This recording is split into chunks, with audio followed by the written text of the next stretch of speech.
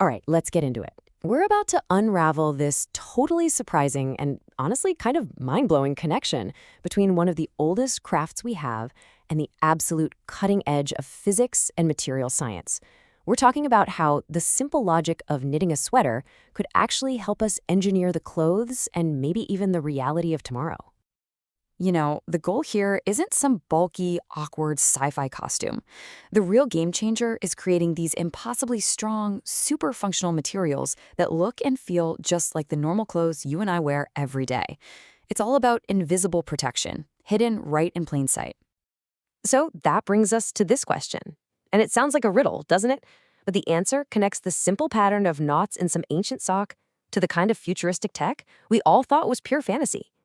The link between them is this one fundamental principle that we're about to unpack. To get there, we've got to stop thinking about knitting as just a hobby. It's really a technology. It's a repeatable, programmable way to turn a one-dimensional string into a complex, functional 3D object. And believe it or not, it all starts with a simple binary choice. And here they are, the two fundamental building blocks. You've got the knit stitch, which looks like a V, and the purl stitch, which looks like a bump. Just think of these as the zeros and ones of a fabric programming language. By combining them in different ways, you're literally writing code for fabrics that can have totally different behaviors: stretchy, rigid, curved, or perfectly flat. So how does this actually work? Well, every single one of those stitches creates a tiny bit of tension. When you get thousands of them together, they create what some physicists call a force field. The yarn is always trying to relax into its lowest energy state, and that collective relaxation is what makes a flat piece of knitting curl up or form the perfect curve on a sweater, all by itself. This right here, this is the single most important idea of this whole explainer. It's not just about the yarn you use, it's all about the pattern you create. The geometry, the way those stitches are arranged, is what determines how the final material acts. And we're going to see this exact principle come back again, but on a much, much grander scale. Okay, so if the knitting pattern is the software, what happens when we upgrade the hardware?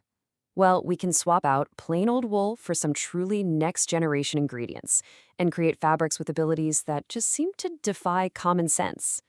First up, we've got nature's own high-performance fiber, spider silk. I mean, get this, we're talking about a material that's tougher than steel for its weight, lighter than cotton, and way more elastic than nylon. And it's made of proteins that literally assemble themselves.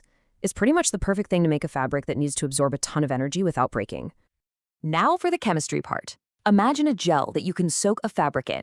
It stays completely flexible while you're just walking around, but the second it gets hit hard, the particles inside lock together, making the fabric instantly rigid. It's called a shear-thickening fluid, or even better, liquid armor. It gives you protection exactly when you need it, and it's comfortable the rest of the time. So we've got the advanced patterns, we've got the advanced materials. Now, let's put them together. This is where we start to engineer fabrics that don't just cover us, but perform these specific, extraordinary functions based entirely on their design. You know how when you squeeze a normal material, the sides bulge out? Well, you can actually knit a special pattern, an auxetic fabric, that does the exact opposite. When it gets hit, it pulls inward, becoming denser right at the point of impact. This makes it incredible at absorbing energy. It's a true mechanical metamaterial created purely by the geometry of the knit. And get this, the function doesn't even have to be physical. By knitting or printing very specific patterns, designers are creating something called adversarial fashion. These patterns are engineered to exploit loopholes in artificial intelligence.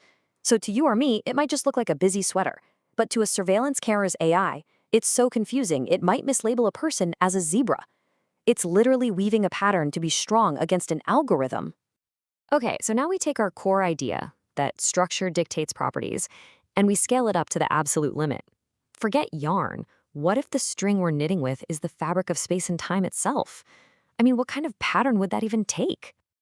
Welcome to the wild world of metamaterials.